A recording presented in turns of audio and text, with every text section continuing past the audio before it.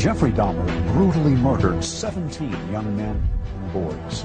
Once it happened the first time, it just seemed like it had control of my life from there on in. His killing spree lasted more than a decade, and the horror didn't stop at murder.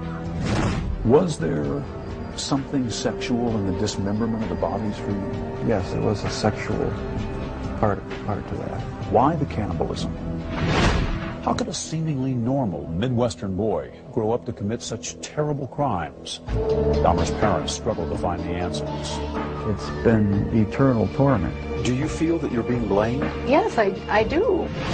Dahmer agreed to speak with us at the behest of his father, who had just written a revealing book.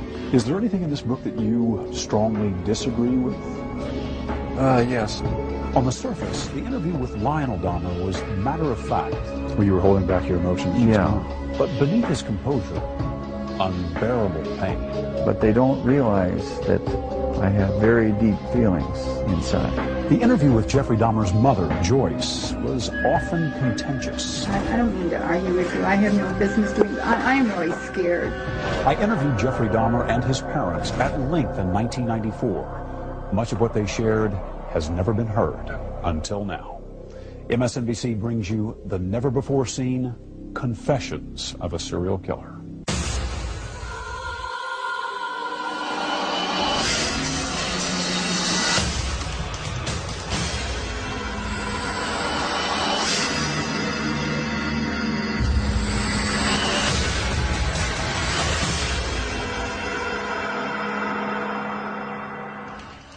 Thanks for joining us. I'm Stone Phillips. In February 1994, at the Columbia Correctional Institution in Portage, Wisconsin, I sat down with serial killer Jeffrey Dahmer for his first, and as it turned out, his last network television interview.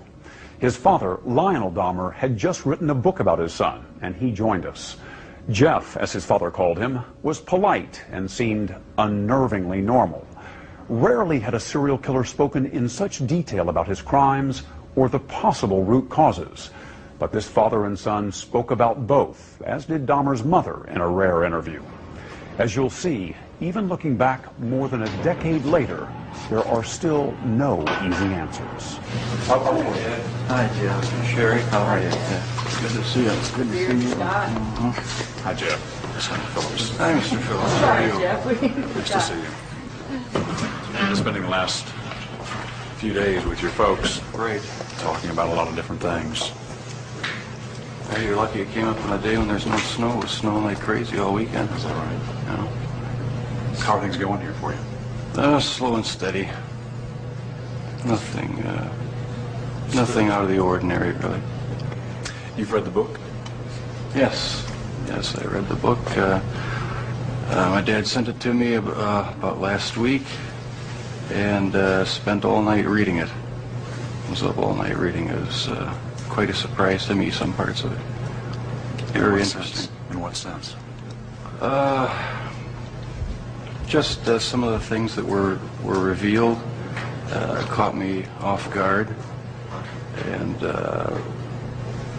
just some very big surprises in it for me. What was it that caught you off guard? Some of his insights into what he thought of me as I was growing up. All set? Everybody ready? Okay, let's all take a deep breath. Your dad comes here to visit about once a month, but I get the impression that the two of you don't talk a lot about everything that happened, about the crimes in particular. No, we don't discuss that because it's been gone over so thoroughly in the papers and the media that there's just really no point in going into any in-depth talks about it. We talk about our family, home, how things used to be, what prison life is like here now, and try to keep things as light and upbeat as possible. Is it hard for you to go back and talk about those things? No, not the good things. In fact, it gives me a sense of comfort to talk about the few good times there were in the past. You say the few good times.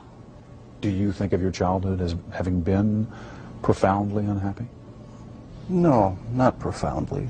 My childhood wasn't filled with any great tragedies or anything. There were good times and there were bad times. I think it was fairly normal. Jeff, do you remember your earliest experience and earliest interest, fascination with the inside of animals? Where that came from? In 9th grade, in biology class, we had the usual dissection of fetal pigs. I took the remains of that home and kept the skeleton of it. And I just started branching out. Dogs, cats. I suppose it could have turned into a normal hobby like taxidermy, but it didn't. It veered off into this. Why, I don't know. All I know is that I wanted to see what the insides of these animals looked like. Was there some pleasure in the cutting open of the animal? Yes, there was. No sexual pleasure, but just it's hard to describe. Sense of power, sense of control? I suppose that's a good way of putting it, yeah. I can sort of see a fascination for, wanting to see or for looking at the insides of animals, say for the first time. After you did it one time, what more is to be gained by looking at another dog's inside, the second or the third? I don't know. It became a compulsion, and it switched from animals to humans. I still don't understand it. I don't know why. What would you do with the dead animals, Jeff? You would pick the carcasses up from the road and take them back into the woods. Take them back in the woods, skin them sometimes, slit them all the way open, look at the organs, feel them. There was a sort of general excitement for me. I don't know why. It was exciting to see. One of your dad's biggest questions is when you began to slip away, when you crossed over into this world of obsession or dark fantasy from which you just couldn't return. Can you pinpoint that? Is there a sense for when that really began to happen with you, Jeff? I think it was around age 14 or 15. Started having obsessive thoughts of violence intermingled with sex. And it just got worse and worse.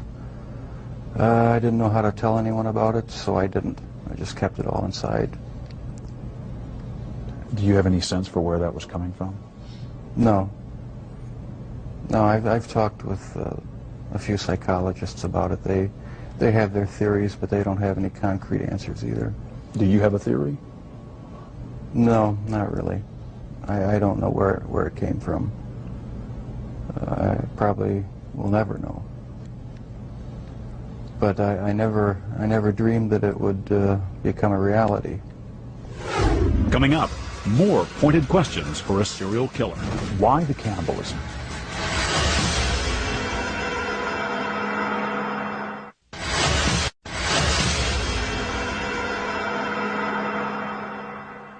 Jeffrey Dahmer was finally caught in 1991 after one of his would-be victims escaped and alerted police. What was discovered in Dahmer's apartment was horrifying. Body parts in a barrel, a human head in a refrigerator. When he confessed, the gruesome details were almost impossible to comprehend. What was it, Jeff, that took you over the edge, do you think, and made you take this from the world of fantasy into reality? From 15 on, I had this reoccurring fantasy of meeting a hitchhiker on the road and of taking him hostage and doing what I wanted with him. About 3 years later, I was 18 years old, driving home. I saw this hitchhiker about a mile from my house. Thought to myself, should I stop and pick him up, or should I just keep on going? I wish I just kept on going, but I didn't. I turned around, picked him up, And that's when the nightmare became a reality. It just seemed so bizarre to me that this obsession that I had been thinking about and wanting, just all the parts are there, and they make it possible to make it happen. What happened after you took him to the house? The house was empty.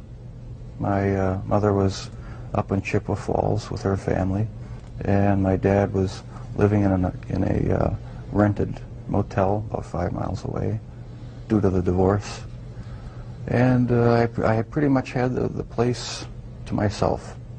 I was drinking a lot during that time, and just, I don't know, looking for something to, some way to find some fulfillment, some pleasure.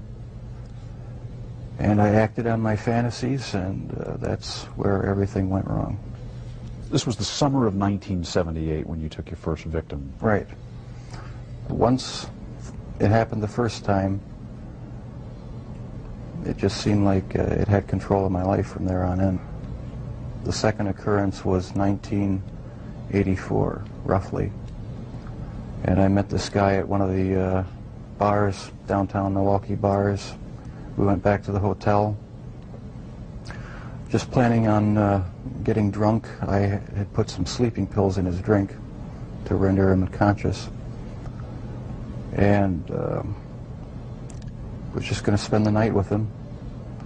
When I woke up in the morning, my forearms were bruised, and his chest was bruised, and blood was coming out of his mouth.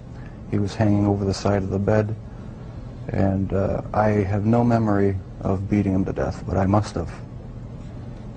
And that's when it all started again. And once it started again, you found it impossible to stop. Right, that's when the obsession went into full swing. Did you ever tell yourself, I have to stop this? I must stop doing this? Yes. When it was going on? After the second time, it seemed like the compulsion to do it was too strong, and I didn't even try to stop it after that. But before the second time, things had been building up gradually, going to bookstores, going to the bars, the gay bars, bath clubs. When that wasn't enough, buying sleeping pills and using it on various guys in the bath clubs. It just escalated slowly but surely. And after the second time, which was not planned, it was out of control. It felt like it was out of control. Where did sex enter in to the killings, Jeff? It was a big part of it. My only objective was to find the best-looking guy that I could. Their sexual preference didn't matter to me. Did their race matter to you? No, their race didn't matter to me. The first two young men were white. The third young man was American Indian. The fourth and fifth were Hispanic. So no, race had nothing to do with it. It was just their looks. Was there something sexual in the dismemberment of the bodies for you? As time went on, yes, I did get there was a sexual part to that. I started saving the skeletons and preserving other parts, and one thing led to another. It took more and more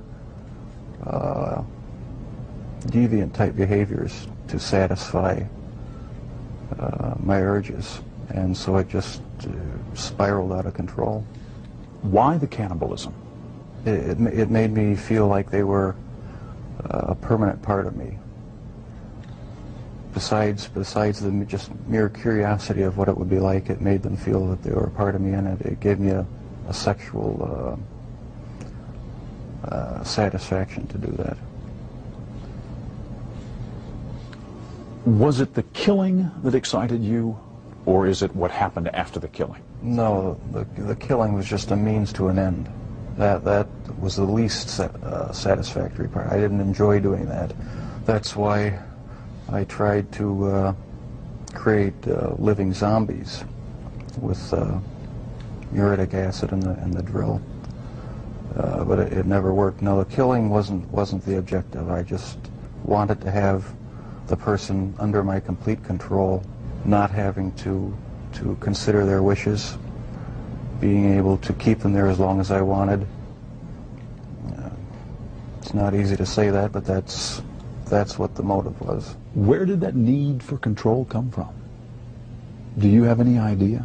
I don't know, maybe I felt I had no control as a child or young adult, and that got mixed in with my sexuality, and I ended up doing what I did was my way of feeling in complete control, at least for that situation, creating my own little world where I had the final say, finding the best looking guy that I could, and having total mastery over him for as long as I wanted. Lust played a big part of it, controlling lust. That was the motive right there. A lot of this came out in the course of the trial. Obviously, both of you sat through this. Have the two of you sat down and talked about these things before? No, not in depth. This is the first time you're talking about these things with I've talked your dad about here. it at great length with psychiatrists, court-appointed psychiatrists, psychologists, but not with my family. We learned everything at the trial and in the confessions and that sort of thing after the fact. The two of you never really communicated all that much, did you, father and son? Not on any deep level, no. We talked about superficial things. Never really had a real deep heart-to-heart talk about what was going on inside our own minds. I was always a very private person. I didn't like to open up and share anything with anyone. I like to keep my thoughts to myself. Why do you think that was? Because from about 15 years on up, a great deal of my thoughts were basically unshareable with anyone.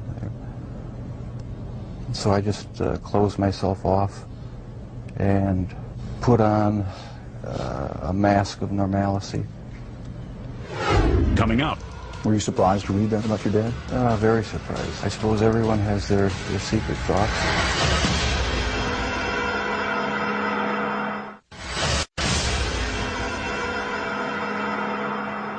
When I interviewed Jeffrey Dahmer in 1994, his father Lionel had just written a book as part of his own painful journey to try and understand how his son became a serial killer.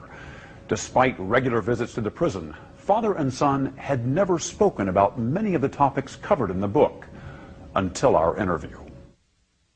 You've read the book. Right. He called it a father's story. Pretty simple title. Right. Not a simple story, though. No, not a simple story. Not one that was easy for me to read. But I'm glad he wrote it. Did it hurt? Was it painful to read? Yes, it was painful. Some parts of it were, for me, were even fun to read. There were good parts. It wasn't all negative. Was it emotional for you reading the book? Yes, it was. Tell me, what kind of feelings did you have reading it? Deep regret, sorrow. I guess those were the two main emotions. Is there anything in this book that you strongly disagree with? Yes, I disagree with the description of me as being so incredibly shy and introverted, because maybe that's the way my dad saw me, because there was so much tension in the home that I really didn't feel like being up and happy a lot of the times. But with my friends in school, I had a good time. We had good, good social life, and so I wasn't so extremely reclusive and self-centered as it portrays me. Does it surprise you to hear Jeff say that he doesn't think of himself and never did as innately shy? It did surprise me. Maybe my perception was accentuated to the extreme. But you do recall at age 6 that you became more aware of tensions in the home. Oh yeah, that's the time I really remember noticing that things weren't quite right. So it wasn't so much innate shyness as it was wanting to withdraw from tension and arguments and problems in the house. That's how I saw it, yeah. I sort of lived in my own little fantasy world when things got too heated in the household. And I carried that over for years, I guess. And was there violence in that fantasy world? No, not early on? Not that, not the type that showed itself later. No, it was just my own little world where I had control. Was anger a part of it for you, Jeff? I had some anger. Probably every kid has some anger, about their childhood. It really wasn't a terrible childhood, though. There were a lot of good times. It wasn't a really terrible time. So pat theories about you as a serial killer striking out to get back at your dad, for instance, don't ring true to you. No, that has no truth in it. The only motive that there ever was to completely control a person that I found physically attractive, and keep them with me as long as possible, even if it meant just keeping a part of them. Did you know before you read this book that your dad had his own obsessions and fantasies, that he had thought about, that he had dreamed of committing murder, that he had had an obsession with fire and with explosives? No, I don't think that's the type of thing one asks one's dad. Were you surprised to read that about your dad? Very surprised. Yeah. I didn't know what to think about it. I suppose everyone has their secret thoughts, and so it was somewhat of a shock. You feel grateful that your father wrote this book? Or do you feel put off by it? I'm just curious about your overall reaction to it. Do you feel is the book an invasion, do you think? Or is it... No, I feel nothing but pride for him for writing the book, and having the courage to bare his soul when he didn't have to. He didn't have to get involved with trying to, help me out and support me and be an emotional support for me, and I'll be grateful to him forever for it. Coming up, a serial killer's take on the meaning of life. I always believe the lie that evolution is truth. The whole theory cheapens life.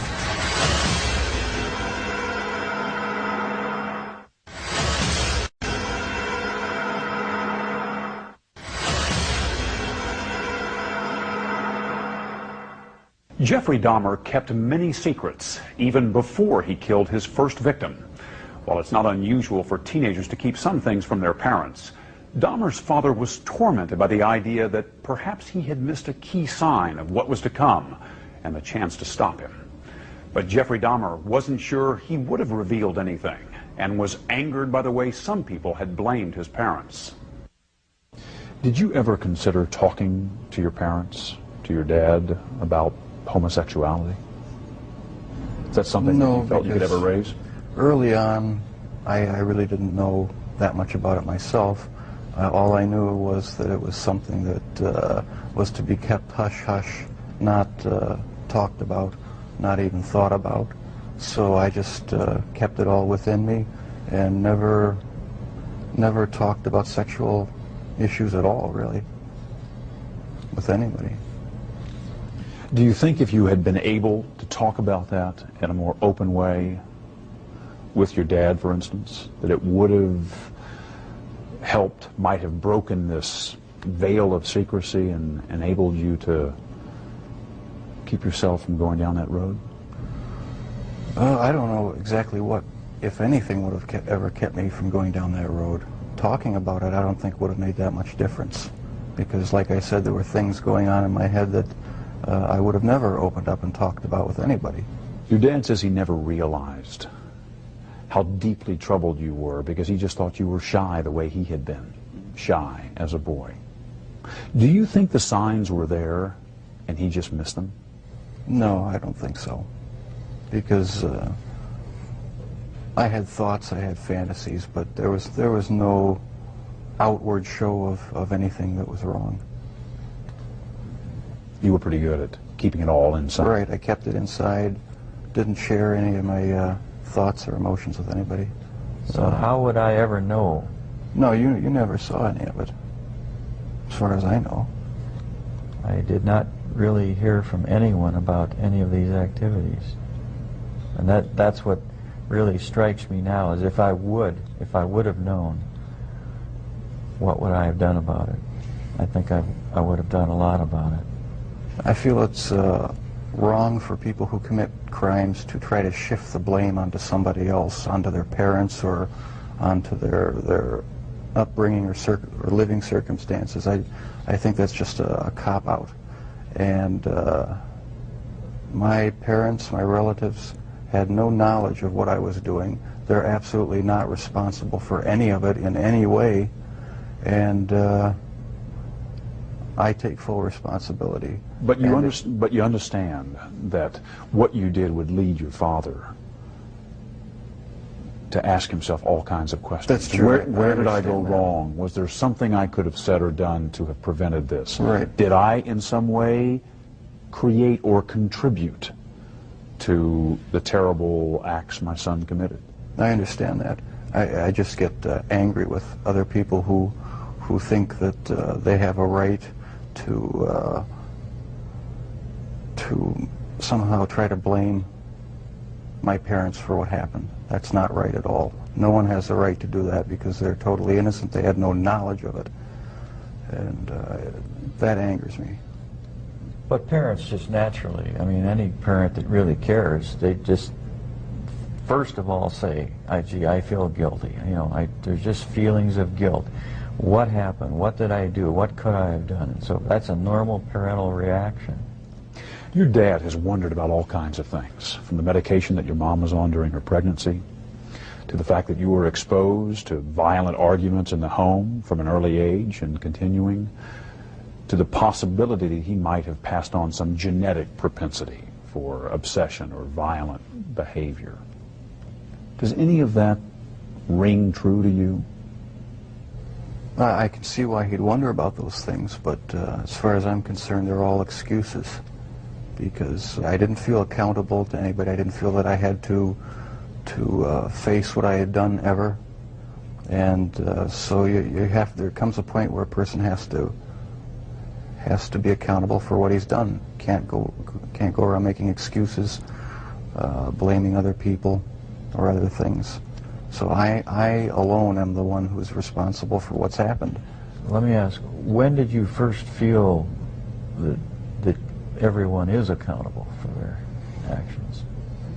Well, thanks to you for sending that creation science material, because I always believe the lie that evolution is truth, the theory of evolution is truth, that we all just came from the slime, and when we died, you know, that was it.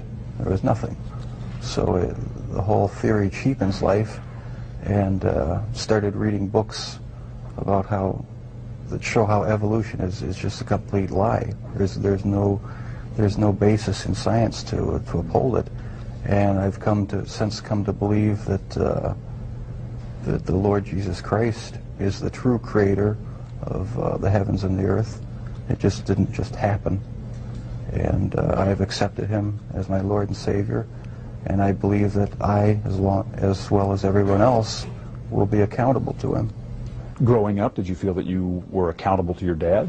or to your mom as the authority Yes, I figure did. in the house? Yes, I did. I mean, they didn't let me run wild.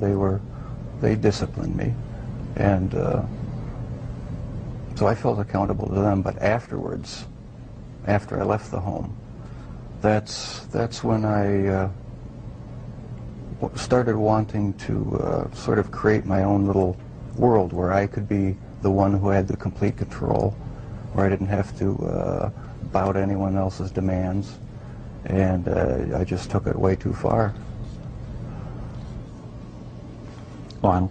At that period of time, I had drifted away from a belief in a supreme being. And I never, as a result, passed along the feeling that we are all accountable in the end. He owns us. And that basic concept is very fundamental to all of us. You feel that the absence, at least for a while, of a strong religious faith and Yes, belief for some years. may have prevented you from instilling some of that in Jeff. That's right. Is that how you feel? Yes, I think I had a big part to do with it. I mean, if a person doesn't think that there is a God to be accountable to, then what's the point of trying to modify your behavior to keep it within acceptable ranges? That's how I thought anyway. And I've since come to believe that the Lord Jesus Christ is truly God, the Father, the Son, and the Holy Spirit. They're the only true God. Coming up, a mother's pain. It's almost like I don't have a right to mourn or grieve because there are all these families who will never speak to their children again.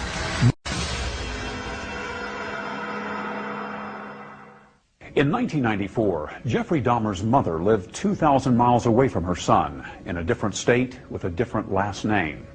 But Joyce Flint still felt deeply connected to her eldest child and was grieving for her own loss. We all think about victims' parents in a case like Jeffrey's, but we don't often think about the parents whose child committed crimes like this. What's it been like for you? Well, it's been horrendous.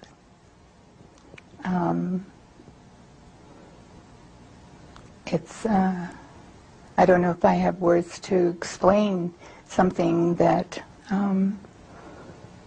was never seen or forecast or expected. I learned about Jeff in the same way everyone else did. A friend called me and told me it had been on television in another state. And so half an hour later I turned the television on and saw his picture. And at that point, what do? You can't believe what's happening. And you cry and you grab a friend. And that's what I did. What was most unusual about it was that I didn't know, I hadn't been in contact with Jeff, although I tried, and yet no one had ever let me know that Jeff had been in any kind of trouble at all during the years. When did the full impact of all of this hit you? I don't know if it has yet. I don't know if it ever will. I mean, I don't know if I'll ever be able to. How does anyone? The full impact. It's the rest of our lives. I have another son, a younger son, for the rest of his life. He will have to find a way to be strong and deal with this. Has this followed him? Yes, it has. But he's doing very well. He's finished an graduate degree and is working and very successful and visits his brother. It's a very difficult thing to say. Stone, one of the hardest things for me to say is how much I can't believe this happened, and how much I love Jeff, when I'm very much aware that it's almost like I don't have a right to mourn or grieve, because there are all these families who will never, ever speak to their children again. It's a very strange set of circumstances. I still have my son Jeff now to talk to, and we've established a wonderful relationship, and I hope I don't hurt all of the people who've lost their children by saying that. What was he like as a young boy before school? Wonderful. I thought he was wonderful. He was fun. We did all of the normal things that people do.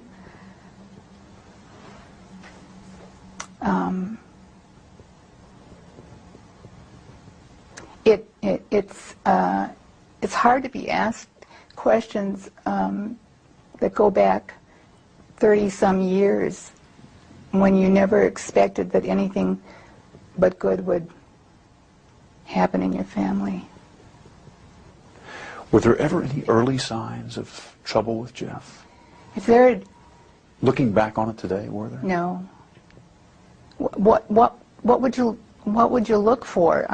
If I'd seen something that had been a clue of any kind, I'd like to think that I would have done something about it immediately. No, there wasn't anything unusual about Jeff. He was a normal young boy. Jeff's first grade teacher referred to him as inordinately shy and profoundly unhappy. He didn't seem inordinately shy to me. He seemed, he didn't like school. He had a very difficult year that year, first grade, moving from where he'd lived. I was pregnant with his baby brother, so... Did he seem profoundly unhappy? No. Well, no. When you say profoundly unhappy, there wasn't any clue that there was anything other than this was a little, rather shy child who had to go to school and mingle and be sociable, and that wasn't his thing. Coming up, more with Jeffrey Dahmer's mother. Telling you the truth the very best I can, there wasn't anything unusual. But first, his father looks deep within to see if he is somehow responsible for his son's crimes. The question is, why does a father murder in his dreams and a son murder in real life? Real life.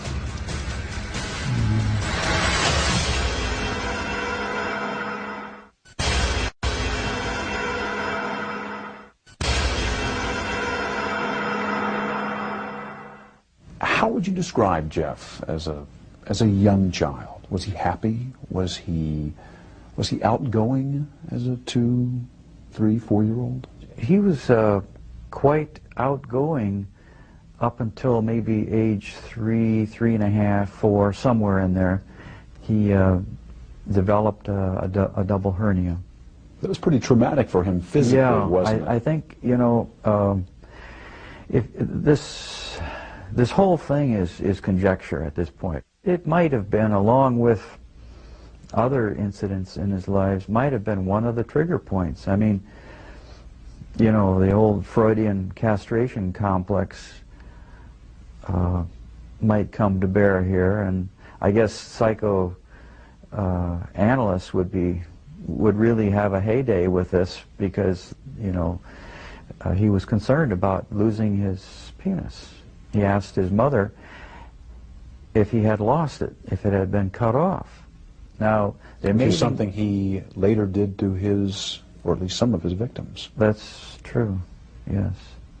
One thing that many serial killers have in common is a history of sexual abuse. Was Jeff sexually abused at any time? No, never. Was not abused by anyone in the home? No. Sexually? No. Can you even begin to describe what it's been like for you as the parent of someone who has committed crimes of this nature? Well, it's been eternal torment. In the privacy of my own room,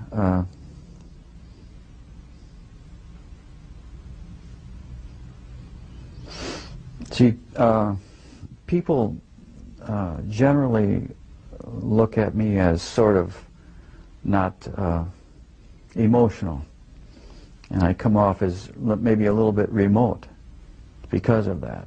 Well, you were holding back your emotions just now. But they don't realize that I have very deep feelings inside.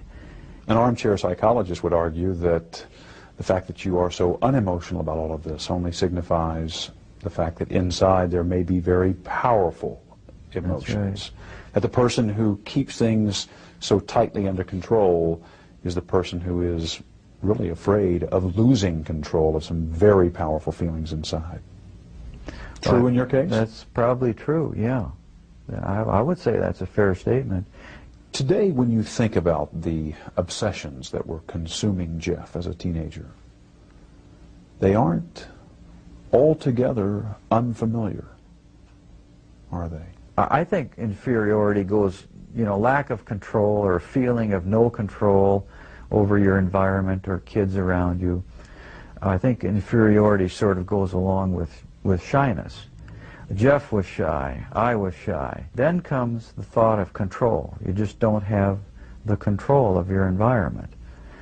And my early infatuation or obsession was with fire. Just about burned down my neighbor's garage one time. Just starting a little fire. When you were a teenager, you had dreams of committing murder yourself. Yeah, let me clarify that. Please. I was shy and, felt lack of control and so forth, and I was bullied. Okay, there were a lot of bullies in our neighborhood.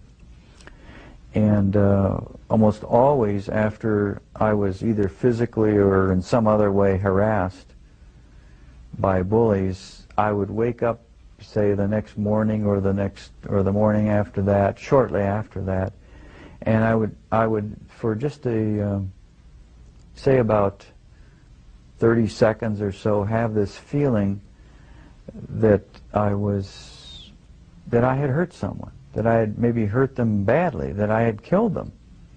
But it was a vague sort of a feeling, and it happened just every so often, and after attacks by neighborhood kids. The question is, why does a father murder in his dreams and a son murder in real life? Real life.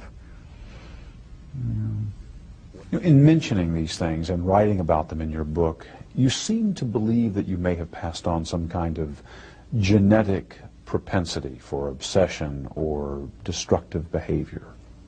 That might be one factor in this puzzle of why your son did what he did. It's something to be considered, in the broad spectrum of possibilities. The problem with just calling it genetic predisposition or genetic predestinarianism is that it's not really scientific. It's not true with respect to personality. But it's being investigated. What led him to cross the line, to go over the edge? I don't know, but I guess I would just conjecture that whatever it was, it probably goes back further to whatever got hooked into his sexuality. I do believe strongly that those hormones are the most powerful thing on earth almost, and I do believe that theory. A sexual drive. It was the sexual drive that led him to murder and dismember. That's my personal belief, and however it got bizarrely hooked into entrails, is beyond me, but I believe that if it could be unearthed as to how that happened, or what that derivation was, then we'd have the answer. Coming up, the Dahmer's volatile marriage and its effects examined. It was unnerving, depressing, made me angry sometimes.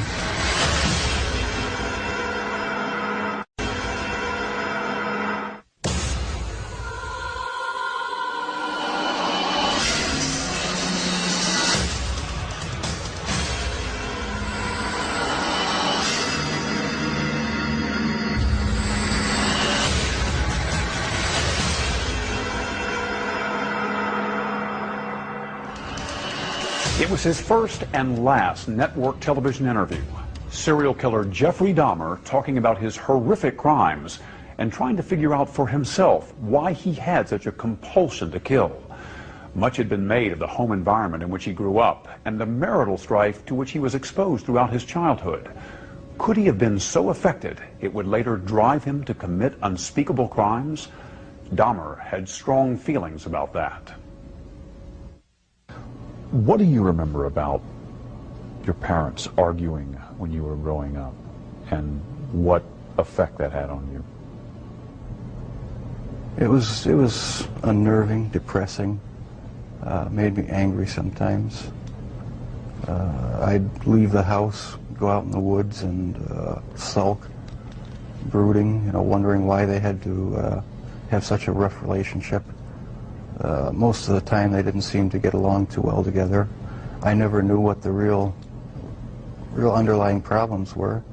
I didn't feel it was my place to ask. Did you blame one or the other?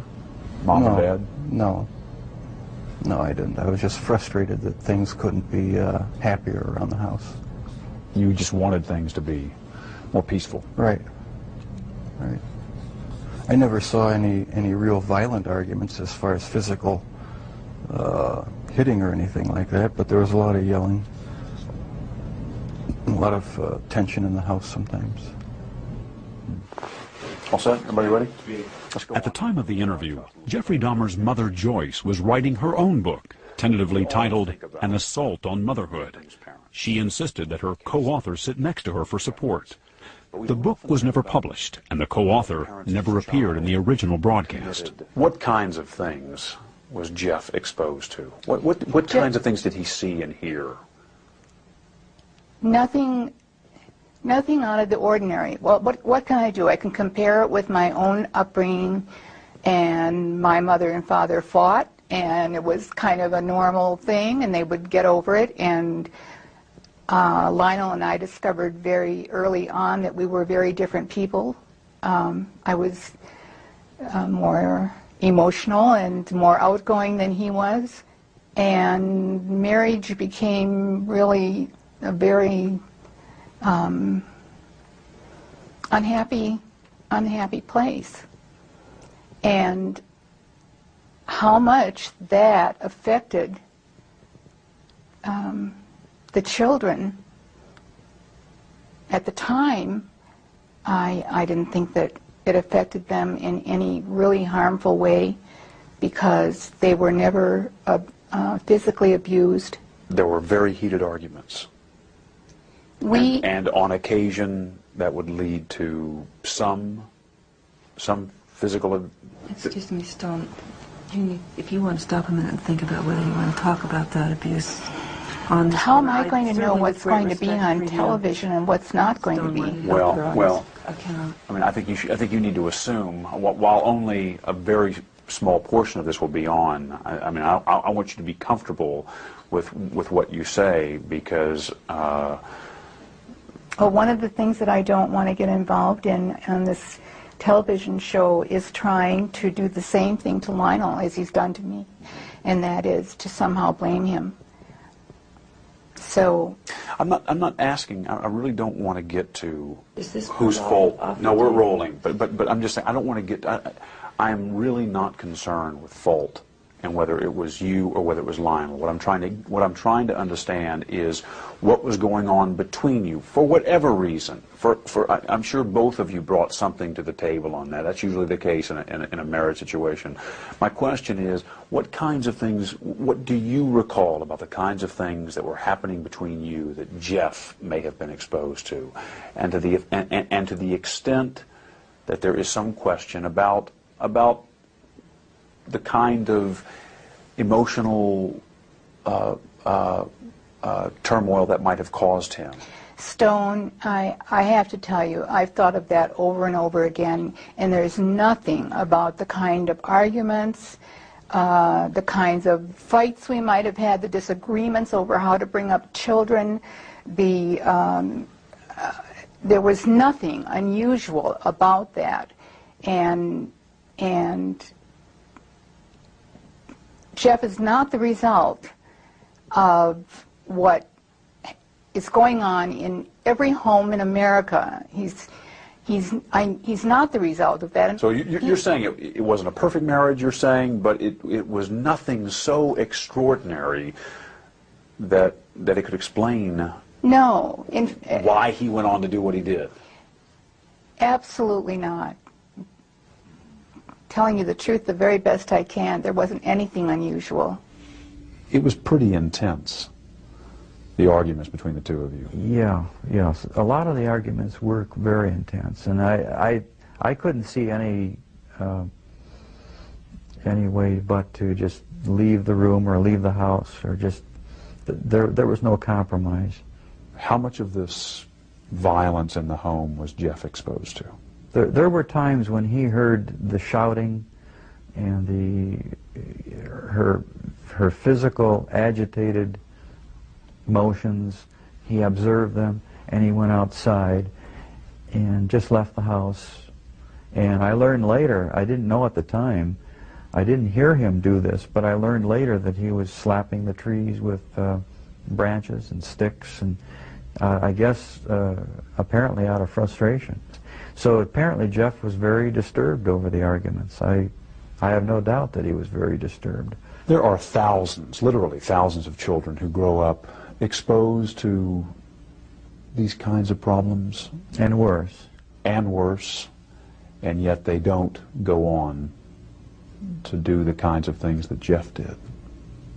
In and of themselves, they're not I guess we would say, not the only factors.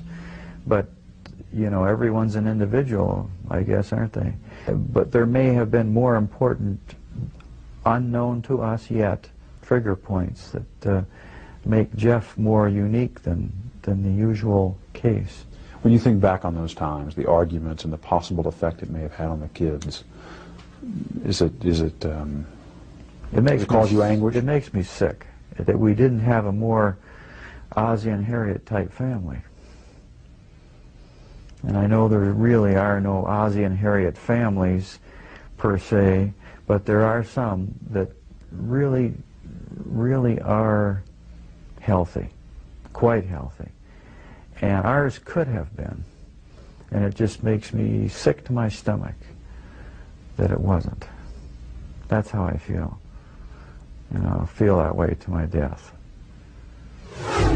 Coming up, the agonizing search for pieces of the puzzle turns to Joyce's pregnancy with Jeffrey, a topic that would fuel an intense debate. There's an obvious discrepancy here between what you're saying and what Lionel is saying about the nature of the pregnancy. Are you serious?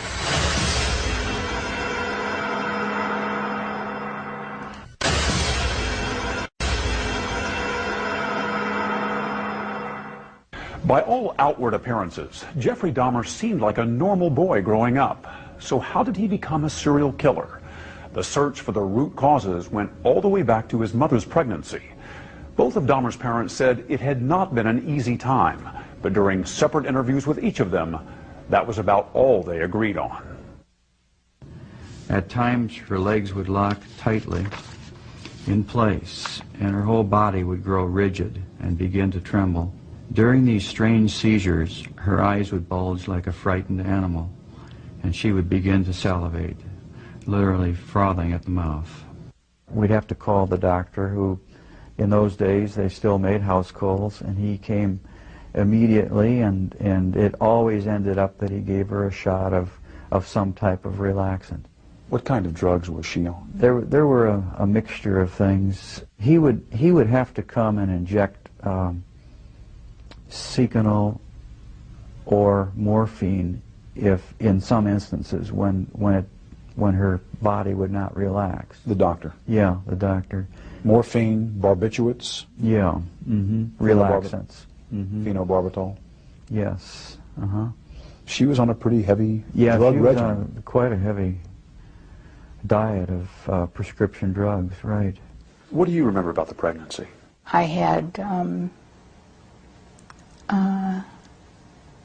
what I thought were probably the ordinary kinds of things that happen when you're pregnant, and Morning sickness, morning sickness, a lot of nausea. yes. Lionel describes a strange, undiagnosed problem. He describes it as some kind of a seizure that you developed, a proneness to seizures late in the pregnancy, where he describes it as a kind of rigidness for which you were prescribed medications. Do you remember that, and can you describe it? I don't remember that at all. I can't imagine where that comes from. It isn't true. I don't. You don't recall anything like that? No. Seizures or No. seizure-like episodes? Absolutely not. Were you prescribed medications, including morphine, barbiturates? I don't know what medications were prescribed, and I'm surprised that anyone says that there is something that lists every single medication I took 33 years ago. I had a doctor, a physician. I took the medicine that was prescribed for me, and for the most part I was healthy. You weren't on morphine? I don't think you give pregnant women morphine. I'd have to ask my doctor, but they don't give pregnant women morphine. Barbiturates of any kind in order to calm you down in these seizure states, as Lionel describes them? There were no seizure states. Where's it I don't know where coming that's coming from. Well, Stone, I don't know. And it's one of the reasons why I'm finally speaking out, because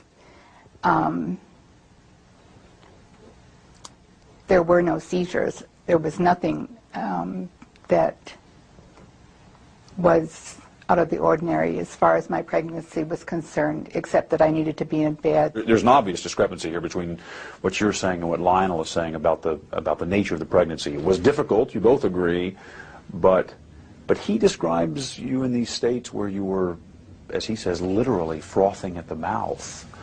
Are you serious?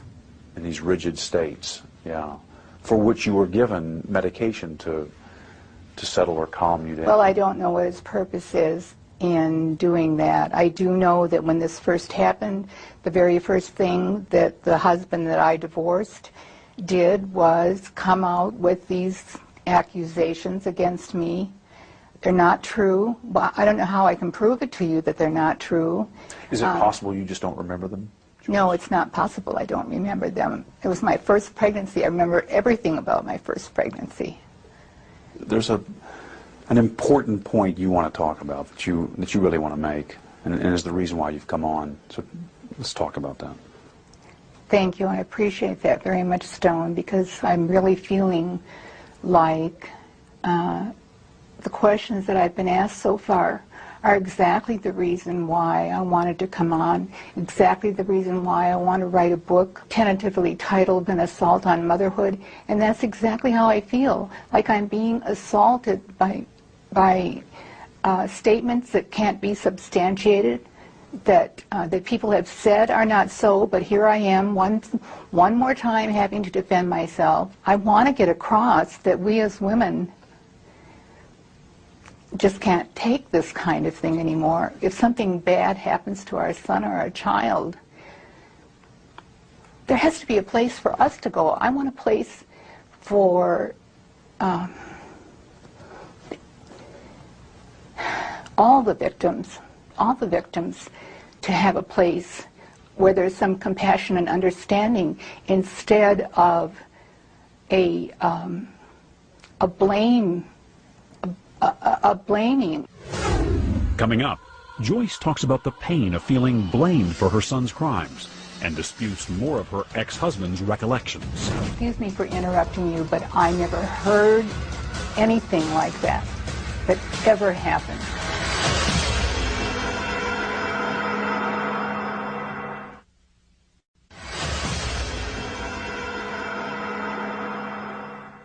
In 1994, Jeffrey Dahmer's mother, Joyce Flint, was tormented, feeling unfairly blamed for her son's horrific crimes. She had planned to write a book, tentatively titled An Assault on Motherhood, about her ordeal. In fact, her co-author sat next to her during the interview, sometimes interrupting when she felt the questions were too much for Joyce to handle. The book was never published, but in our interview, Dahmer's mother talked candidly about her pain and about her anger. Do you feel that you're being blamed? Yes, I do. Do you feel that Lionel's blaming you? That certainly does seem to be what happened when he first came out on television.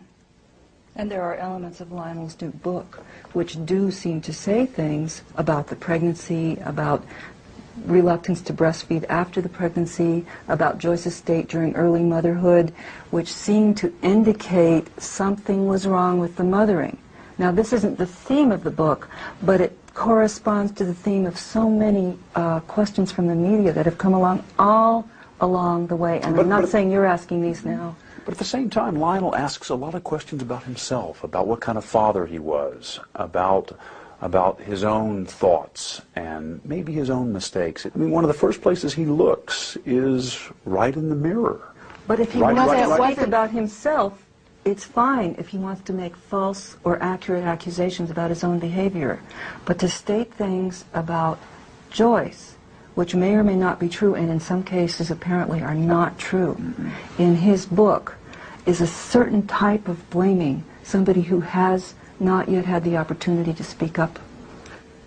You've read his book? Yes. Joyce, you have not read it? No, I haven't. Joyce has not read it yet. Joyce has been not well, and reading that book, which just came out, hasn't been something she was ready for. The excerpts that I have seen in the newspaper are so astounding to me. He told everyone that I was crazy, that I had abused my body with medicines, that I somehow was to blame. There's no doubt about that. Now he turns around and, for whatever his reasons are, I don't know what he's trying to accomplish with talking about something he should have shared with me before he ever married me. If he's got some thought that had anything to do with Jeff. You mean his mental state, that you weren't informed? Dreaming of murder, yes, exactly. obsession with explosives. He never talked to you about any of that? None of that. I think one of the points is it's all clear in retrospect.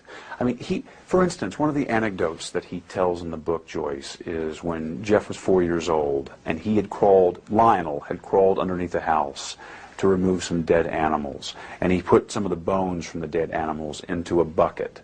And Jeff, at age 4, probably innocently, went over and was playing with the bones and seemed fascinated with these bones. That absolutely astounds me. Excuse me for interrupting you, but I never heard anything like that ever happened.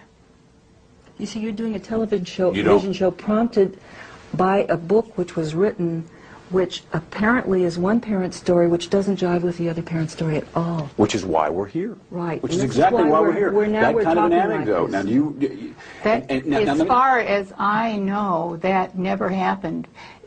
That sounds like the shows that people go on and talk about children mistreating animals, and can you predict who's going to do something terrible somewhere down the line in his life Jeff's condition was proven to not have anything to do with his upbringing. I don't want parents frightened to death thinking that the little things they do or the little things they miss are going to result in them having a child that is going to cause all of this pain and anguish. That isn't the way it happened. In my mind, you cannot tell how certain actions or reactions are going to be computed in a child's mind. So the first thing I thought about was he emotionally, did he come out of this life with us emotionally disturbed in some way? He didn't. I've asked him. Some people would say that someone who had committed such horrible crimes must have had something horrible happen to them. You're saying just didn't happen. You know, I wish I had an answer. It's a terrible feeling to have this unending, unknown, why did this happen? What's the purpose of this happening? The horribleness that so many people have had to go through. I wish I could come up with an answer. That would be useful. It isn't useful to speculate on what small, tiny little things did we spank our child, and that turned him into a, as they called me, a monster maker. Jeff was raised with all the love and care and concern that any child could be raised with, and what happened to him, I don't know. I wish I knew. I'd give anything to know. When you ask yourself that question, Joyce, I mean, you know, when you're alone with yourself and you wonder why it happened, what answers do you come up with? What questions do you have about the origins of his madness, if you will?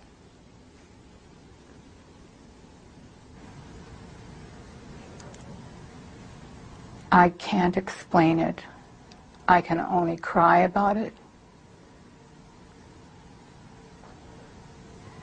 I asked the universe, why would this be allowed to happen?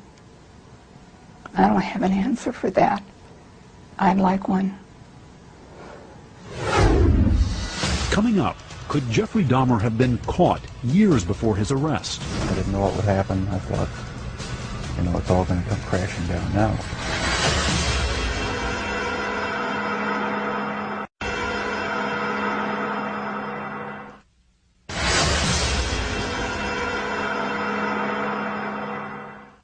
There were times during the years Jeffrey Dahmer was killing young men and boys when he came close to being caught, stopped from taking more lives.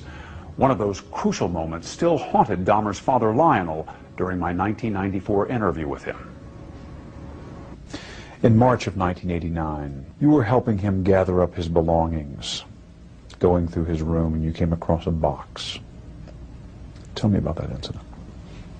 It was about a 1-foot square box, metal and wood box, that I thought contained pornographic material. And you asked Jeff to open it? Yeah, because my mother, you know, I didn't want her to come into contact with any of that stuff. And asked him to open it up, and he refused. He said, I'd rather not.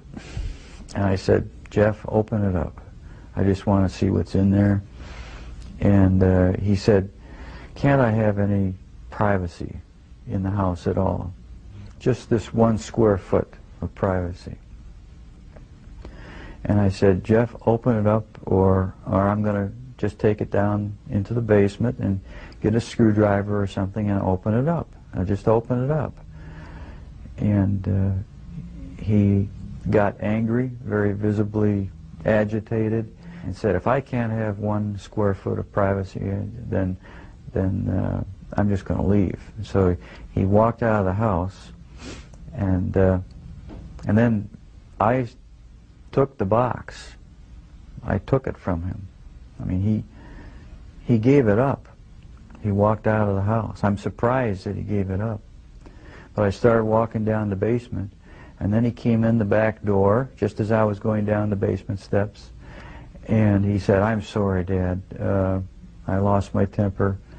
There's just some pornographic stuff in there." He said, "Just wait. I'll open it up tomorrow morning and show you what it is. Just let me put it away now and forget about it. Let's not cause an uproar anymore today or tonight, and because of Grandma."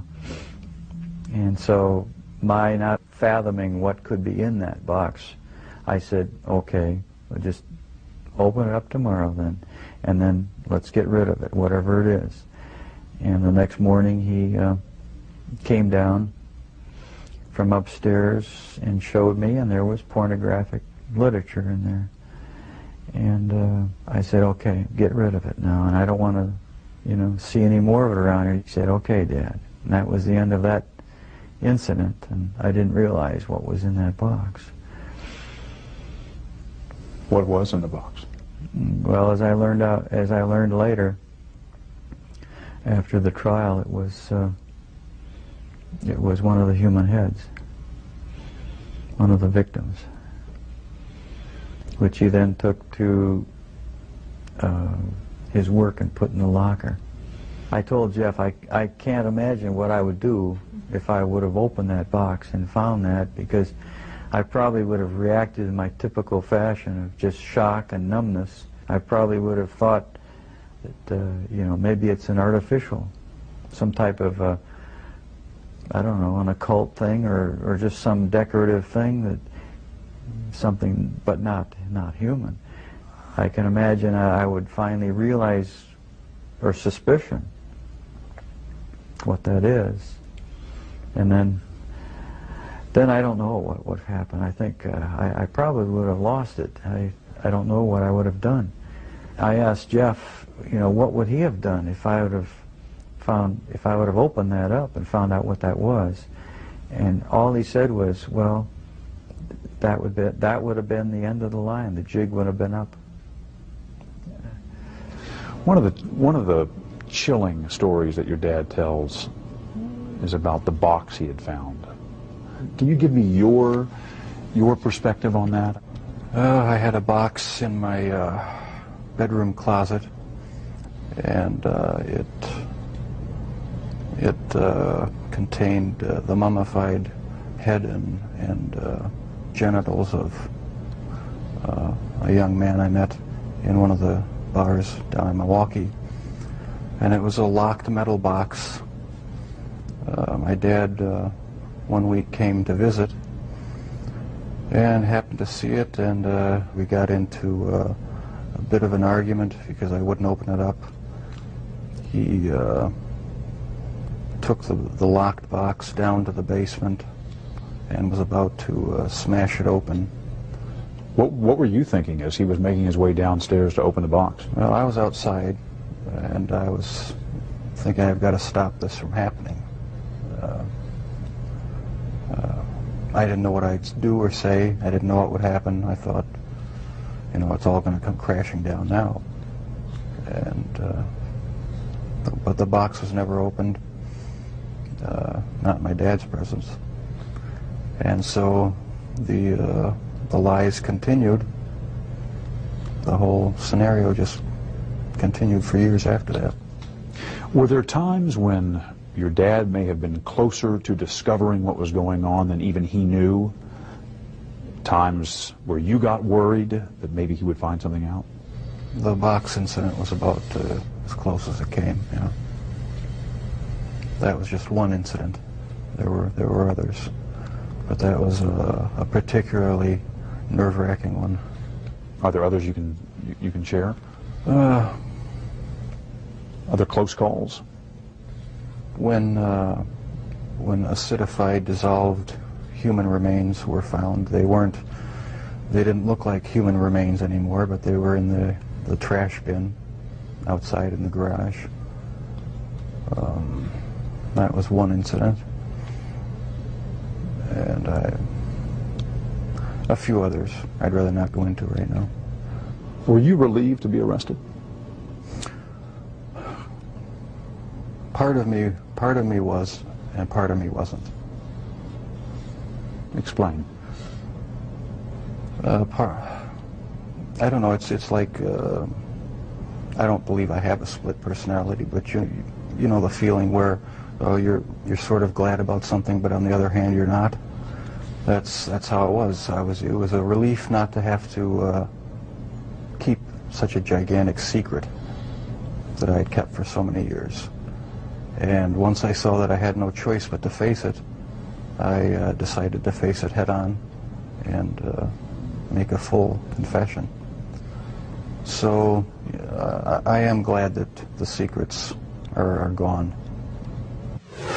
Coming up, a father's anguish as he confronts the gruesome reality of his son's crimes. What was it like the first time you saw Jeff after he was arrested for murder?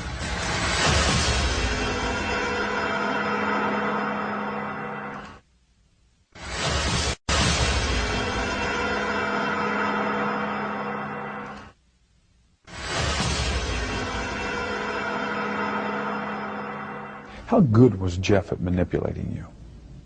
Excellent. He's very good. Good liar? He fooled everyone. He fooled me. Yeah, very good.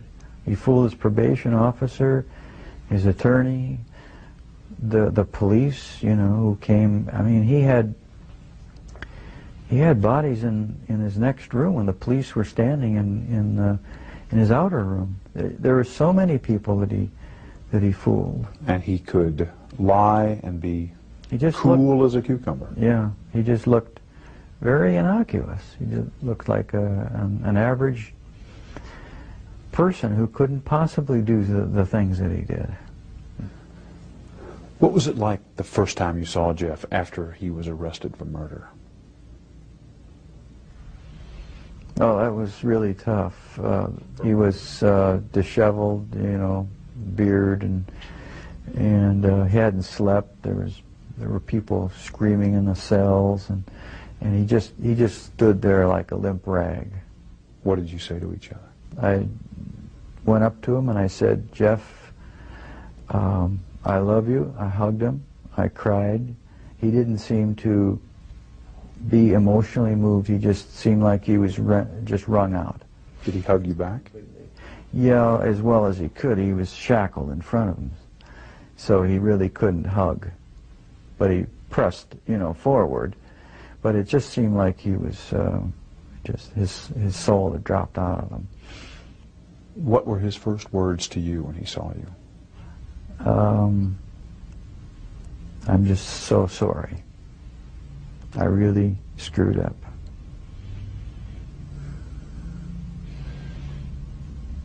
It was pretty much unemotional, emotionless response. He just said those words, and he looked extremely depressed and sad. Do you remember the feelings that went through you at that point? Yeah, I felt really those same feelings: depression, you know, extremely well, shame and just what a waste. The other feelings were that I wanted to still help him in some way, and I kept telling him, reassuring that his attorney said that he would get help. And I told Jeff that you really do need help, Jeff, mental help, and we're going to try to get you into this place to get the proper help. How did you feel when you first heard about the crimes, about the nature of the crimes he'd committed? I think it was sort of a feeling as if I were just floating above myself and observing some other person. As if I were anesthetized with something that just prevented me from feeling anything deeply. It was just a total stun, a total shock. You went numb. Complete numbness. And in the moment when the pain has come through, what is it that you felt? I felt all these different emotions come over me. How am I going to face victims, families, if I go to the trial? How can I arrange something? My feelings were for Jeff too. I sort of put myself in his place. He's totally lost. I could almost feel the total disorientation and loss, feeling like maybe he would want to commit suicide. I felt very depressed and shamed. Just very, very depressed, just to the bottom of the pit. Have you ever stopped loving your son? No. No. I think that part of my continuing to want to love and support him is because I can remember him as a youth when he was innocent. What do you see when you look at Jeff's face? I guess the parent, naive parent in me still says I see an innocent, shy child, a defenseless, vulnerable child who I wish I could help now. I know there are some people who say he shouldn't have any peace. The victims' families don't have any peace. But I want to see what I can do to help Jeff have some peace in his mind, because there's still things there. Does he deserve that? And well, yeah, I think he does. Was there a time when you hated Jeff for what he did? Yeah, I think probably there was a mixture of feelings of anger and hate and disappointment and also feeling extremely sorry for what he did. Felt very sorry for victims and their families and also for Jeff. The terrible waste. Have you had a chance to sit down with Jeff and ask him why? Why did you do this? What was it? I asked him once, and he doesn't know. I asked him, he does not know. And it seems like a stunted, short answer. That, it seems like there should be more of an answer than that, but he says he really doesn't know. Coming up. I tell you, Dad, I'm really sorry that this has happened, and I love you a lot. I love you too. I'm sorry. I'm sorry. The conclusion to Confessions of a Serial Killer when we come back.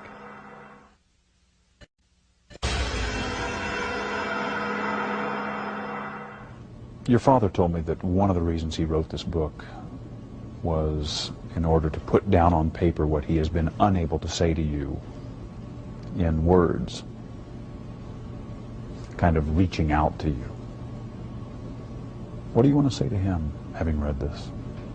I tell you, Dad, I'm really sorry that this has happened, and I love you a lot. I love you too. I'm sorry. Don't be sorry. We haven't always shown it a lot, but I do love him a great deal. I love you. And without the support of my folks, I don't think I would have come through this. We've opened up with each other a lot more now since the trial and everything. There's no secrets to be hidden away. I don't feel that I have to keep any secrets from him. We've come to face what's real now, instead of just glossing things over and talking about superficial things. So there's a lot more communication between us. This book may serve as a further bridge between Jeff and myself. And just for that purpose, I regard it as valuable for me. Do you feel closer to your dad having read this? I feel closer in that I understand more how he was thinking, what his thoughts were, what some of his motivations were. I'm glad he wrote it. Anything not in the book you want to say to him?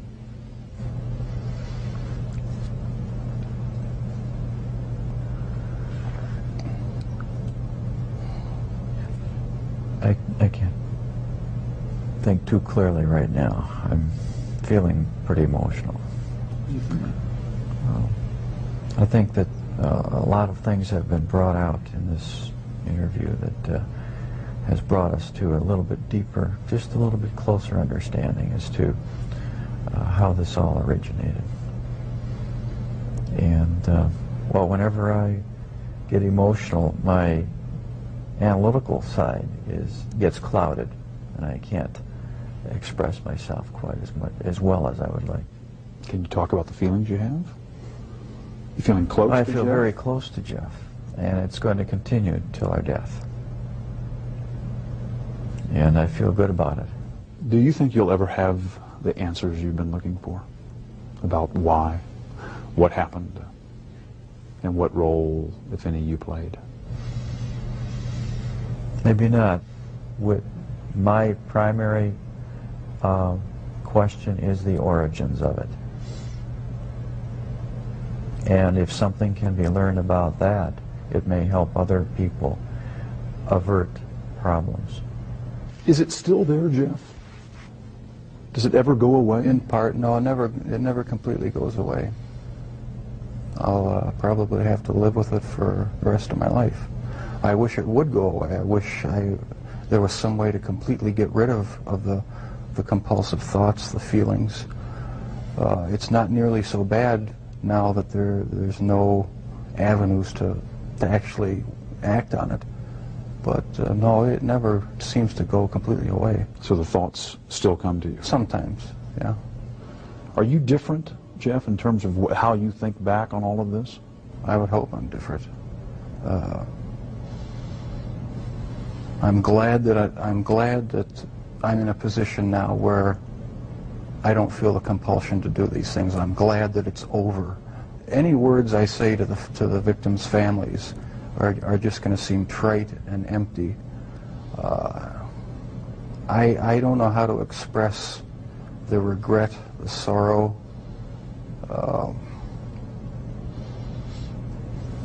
that I feel for what I've done for their sons. I can't find the right words. All right, see you later, Dale. After the interview at the prison, Dahmer casually showed us something a little unsettling. Just a point of interest, that's the type of box. This is the type of box? He wanted us to know that box looked strikingly like the one his father had found, the one Jeffrey had used to hide body parts. Thank you, Jeff. All right. To this day, the interview with Jeffrey Dahmer remains one of the eeriest experiences of my 30 years in television news. From the weak handshake with which he greeted me to his bizarre observation about that metal box as he returned to his cell, Dahmer was a haunting figure. He often said he had wanted the death penalty.